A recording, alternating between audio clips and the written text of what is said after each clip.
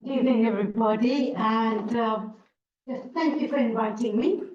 I won't go through the title because it's already very long and you already know it.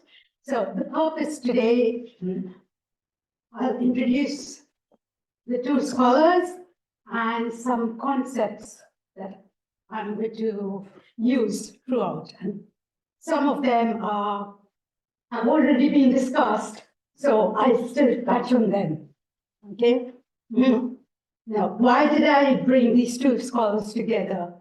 Because both are environmental theologians, and both have written on human beings' relationship with God and the implications of that relationship with our fellow creatures, as I would call them, and our environment.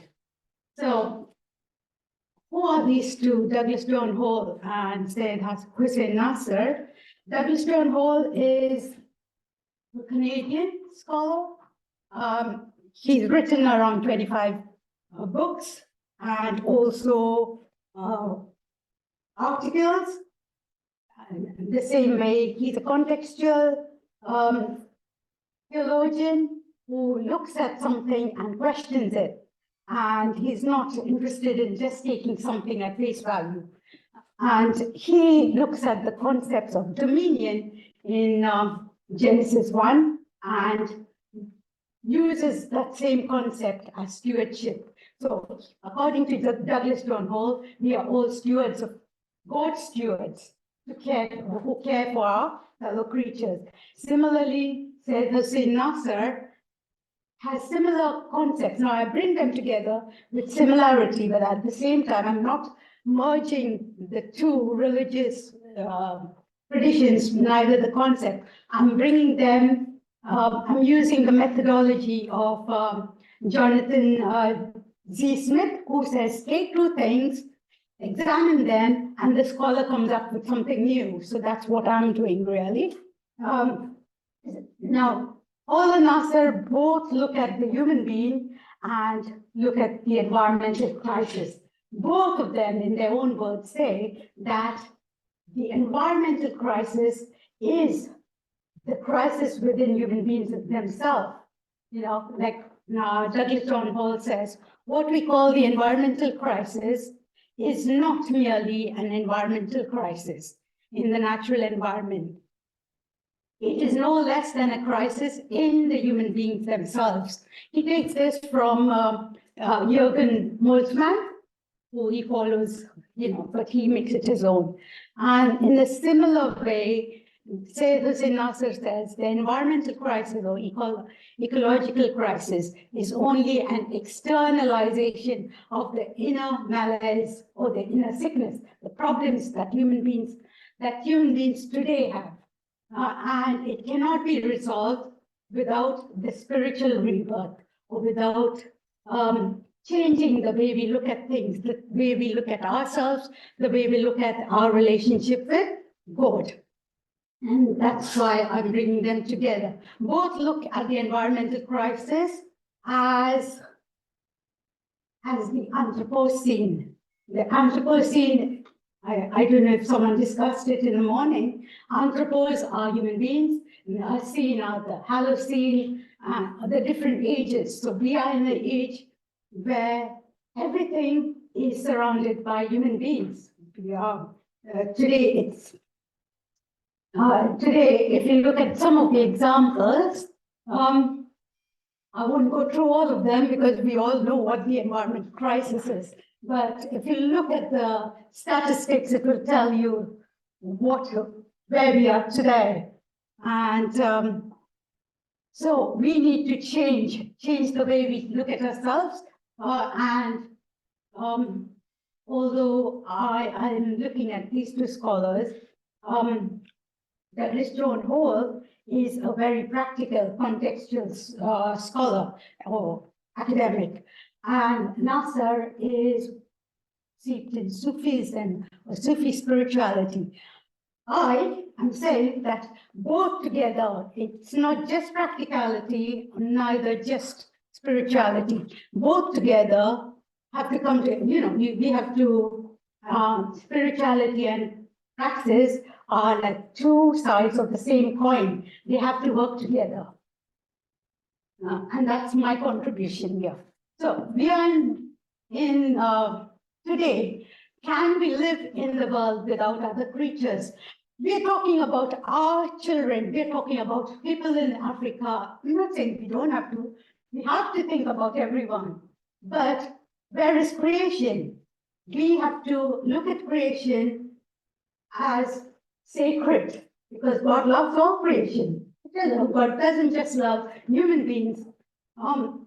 So how do we look at our fellow creatures? Can we live without the world? No, we cannot. That's what I'm saying. We cannot live. We have to live with our surrounding, with creatures. So we care for them. They care for us. So according to the two scientists, the anthropocentric characteristics and activities of contemporary human beings have a profound and irreversible impact on our ecosystems that demonstrates a negative relationship between humans and the cosmos. And the same thing both my scholars are saying, So both Paul and Nasr, they don't stop and say this is a problem, but they develop theological anthropologies. They develop new concepts, or they take ancient concepts and make it understandable for today's generation. And theological anthropology is simply it's simply our answer, or the answer to the question here, what is man and who is God? The answers to these two questions correspond with each other. Together they offer us an understanding of who we are and what is our relationship with God, what is our connection to God, what is our purpose on earth, what is our connection with our surroundings. So Hall, according to Hall takes the concept or theory of Martin Buber. He's a Jewish mystic, and Buber writes, in a personal relationship, one is a subject, one is an object. I look at someone else, maybe my partner, maybe my child, maybe any other person, a friend, and I'm looking for something in return. I look at the person, I love my child, but there's a reason, because it's my child. I love my partner, but I expect something back from him. I'm objectifying everything. Whereas if I look at someone else as in the image of God, then I respect that person for who that person is. So in the same way, if I look at other creatures, I have to look at something more, because the creatures point out to its maker. Everything in the world, is kind of interrelated. We cannot live with our fellow creatures. We need water to survive. We need the air we breathe. We need trees. We need other animals. But they need us as well. So it's all integral, as Pope Francis says. He says it very well. He says it in 2015. But Nasr says these things much, much earlier. In 66, 67, he published his Man and Nature. And he's writing about our connection with the world, our connection with God, the problems of today's generation. Sorry.